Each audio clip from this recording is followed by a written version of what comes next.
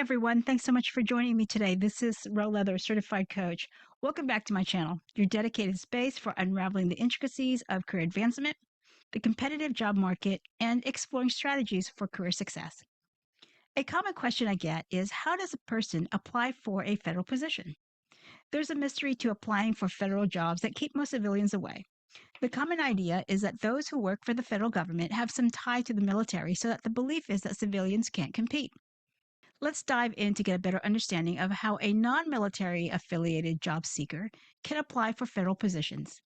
Please note that we are only covering a very high level of this process just to give you a structure for the federal hiring process. So our topic today is understanding how to apply for federal jobs. It all begins on USAJobs.gov. This website is the starting point for federal employment outside of three-digit agencies that have their own websites, like FBI, DEA, or CIA. All jobs listed on USA Jobs have a hiring path or paths outlined who is eligible to apply.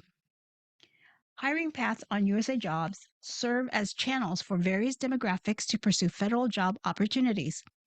These pathways aim to simplify the hiring procedure for specific groups. Here's an overview of some typical hiring paths and instructions on how to utilize them. But first, let's talk about eligibility. By definition, eligibility encompasses meeting the fundamental requirements or conditions needed to apply for a federal job or to be considered for a particular position. The requirements. Eligibility criteria can include citizenship status, age restrictions, security clearance, educational background, or professional experience, and any other criteria outlined in the job announcement or by federal regulations. Examples of eligibility requirements are U.S. citizenship, while others might have distinct educational prerequisites or require a specific level of experience in a particular field.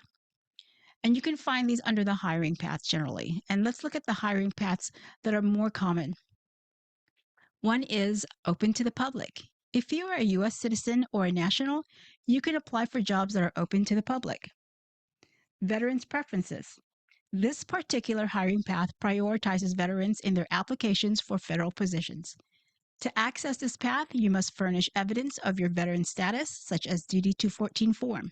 Veterans preference points are then incorporated into your application score, giving you an advantage in the hiring process. Another hiring path is military spouses. If you're a military spouse, you may be eligible to apply using a non-competitive process designed to help you get a job in the federal government. Non-competitive means not having to go through the entire application process, so you are fast-tracked. Another hiring path is for students and recent graduates.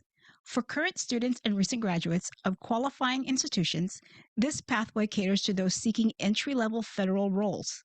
Specific to those with no experience, specialized initiatives like the pathway programs, internships, fellowships, and entry-level positions are tailored to this demographic.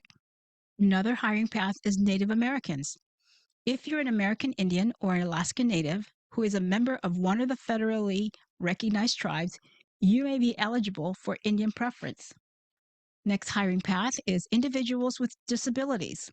The objective of this hiring path is to enhance job prospects for individuals with disabilities. To access this route, you might be required to furnish documentation of your disability along with any requisite accommodations. Federal agencies are mandated to offer reasonable accommodations to eligible individuals with disabilities throughout the hiring process. Schedule A, current college students or recent graduates with qualifying disability. To be eligible, you must furnish evidence of your disability, along with a Schedule A letter for the Workforce Recruitment Program, also known as WRP.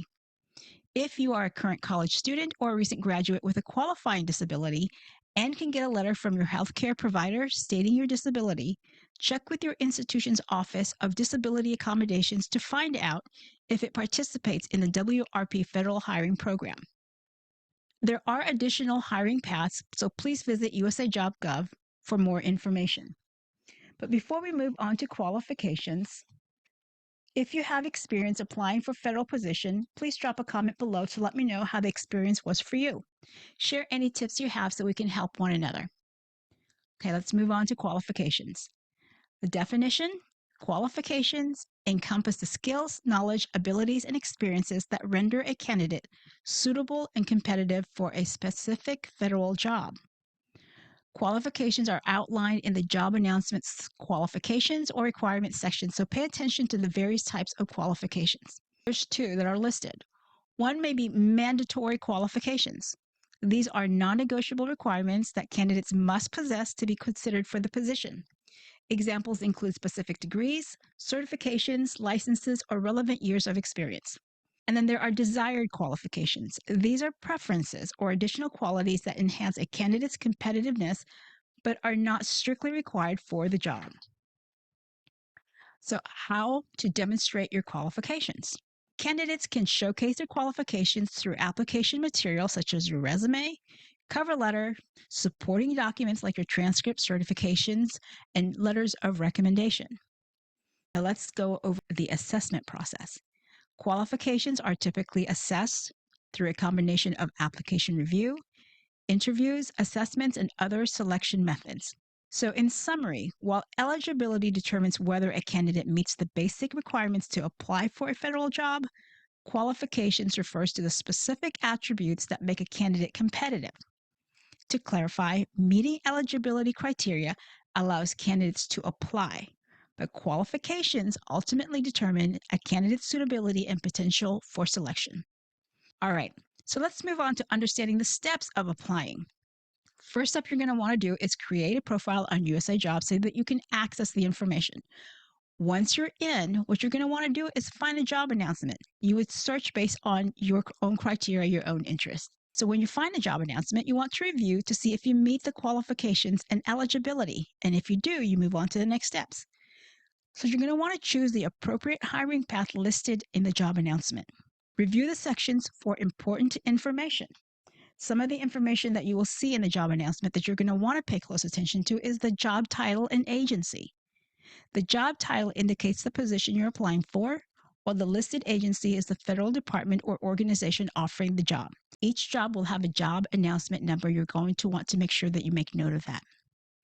Pay attention to the opening and closing dates. Note the dates the job announcement is open for applications and when it will close. Ensure your application is submitted before the closing date. Look at the salary range. The salary range denotes the potential pay for the position. Oftentimes, you'll see a minimum and a maximum salary. Duties and responsibilities. This section provides an overview of the primary duties and responsibilities associated with the job. Look for the qualifications or requirements in this section, which outlines the education needed, experience, skills, and other qualifications needed for the position. Pay attention to both mandatory and desired qualifications that we just went over, ensuring you meet the mandatory ones and highlight how you fulfill the desired qualifications on your application. Pay attention to the how to apply section. Instructions on how to apply for the job includes details on submitting your application through USAJobs.gov, but it will also list required documents and any additional steps necessary. You will also find your contact information in the section. Note the contact information provided for the agency's human resource department or hiring officials if you have questions about the job announcement or application process. Additional information. Supplementary details about the position, such as travel requirements, work schedule, promotion potential, and security clearance requirements, will be included in this section. And then, of course, once you apply, regularly check your application status. After submitting your application, monitor your USAJobs.gov account for updates on your application status and whether or not you've been referred for consideration. All right. Also understand the difference between USA Jobs and OPM. The United States Office of Personnel Management is an independent agency of the federal government tasked with overseeing the civil service. Its responsibilities span various aspects of human resource management with a central focus on federal hiring. Here's a breakdown of what the OPM's role is. First is they develop hiring policies and procedures. Again, as the HR, OPM establishes policies, procedures governing federal hiring, guiding competitive examination, special hiring authorities, veterans' preference, and other aspects of the hiring process. It oversees the USAJobs.gov platform. So remember, USAJobs.gov platform is only the application portal. OPM is the HR department. OPM manages and maintains USAJobs.gov, the primary portal for federal job opportunities and applications. This platform enables job seekers to search for federal jobs, create profiles, and submit applications online. The OPM also provides guidance on hiring authorities. They offer guidance on various hiring authorities and programs, including Veterans Preference, Pathway programs for students and recent graduates, Schedule A for individuals with disabilities, and other special hiring authorities promoting diversity and inclusion in the federal workforce. They develop job classification standards. OPM develops and maintains job classification standards that define the duties, responsibilities, and qualifications for different federal job positions.